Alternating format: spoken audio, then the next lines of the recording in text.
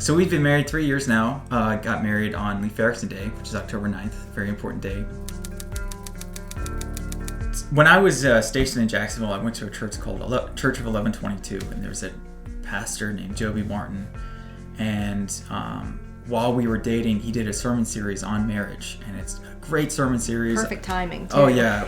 Worked out great. And he has a whole sermon on conflict in the marriage. And he presents conflict as a tennis match. And so this isn't about one side trying to beat the other. This is just about, this is like a Saturday morning practice with, your friend, and you're going out and, you're just doing nice, easy lobs to each other, and, you're not fighting against that person. I don't fight against Abby. I fight against a problem that presents itself against us. Yeah, because I think it's really easy in conflict to be like, I'm going to take my opponent down and I'm going to win this fight. But let's say you and I are in a conflict and I win and you lose, well, then I'm married to a loser, and I don't want to be married to a loser.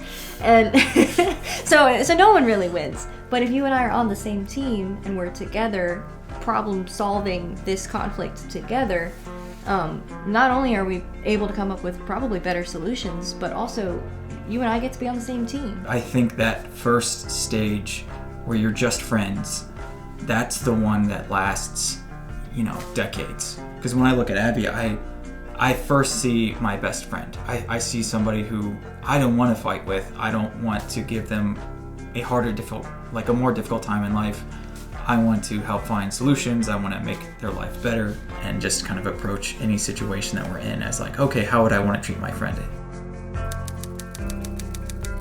So the most important thing for me when I look at my marriage with Abby is like a fundamental understanding of the difference between a contract and a covenant. And marriage is uniquely special in the way that it's the closest in a physical relationship we can come to our relationship with God. And that is a covenant relationship. It's hard not to get tied down in like, how can I meet her needs and how can she meet mine? And you have all these expectations floating around, and that can overshadow what your relationship is meant to be.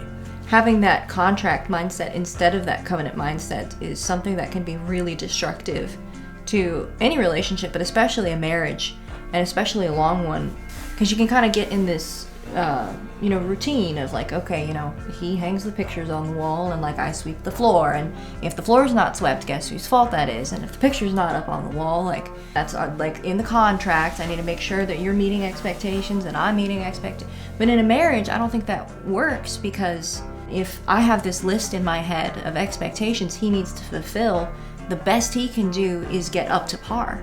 If he knocks every item off the list, like the best he can do is be good enough. And there's no room for like gratitude and love when it's, are you good enough is the question. Covenant is about, I'm doing these things for Abby because I love her, not because there's an obligation.